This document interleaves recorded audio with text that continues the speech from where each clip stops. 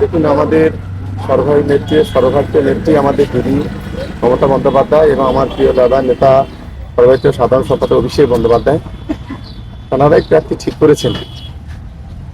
এবং গতকাল থেকে সমস্যা হচ্ছে, তো আমি এই বিষয়ে দাদার সঙ্গে কথা বলে তারপরে যা যা ডিসিশন নেওয়ার আমি নেব। এই যে সমস্ত মানুষজন আন্দোলন করছে তাদেরকে সামলাবেন কি করে এখন এই মুহূর্তে? কি দেখুন, মানুষই তো আমাদের সবকিছু। নিশ্চিতভাবে দিদির সঙ্গে বা দাদার সঙ্গে কথা বলে তারপরে যা পরবর্তী পদক্ষেপ যা যা নেওয়ার নেব। আমি মনে করি, আমি সকলকে অনুরোধ করবো, দল ক্যান্ডিডেট ঠিক করেছেন, এটা নিয়ে যে তাদের যে আবেগ বা তাদের যে যা কথাবার্তা, নিশ্চিতভাবে সেই বিষয়গুলো আমি আমার নেতা অভিষেক বন্দ্যোপাধ্যায়কে বলবো, তার দিদিকে বলবো, তারপরে যেটা হওয়া সেটা।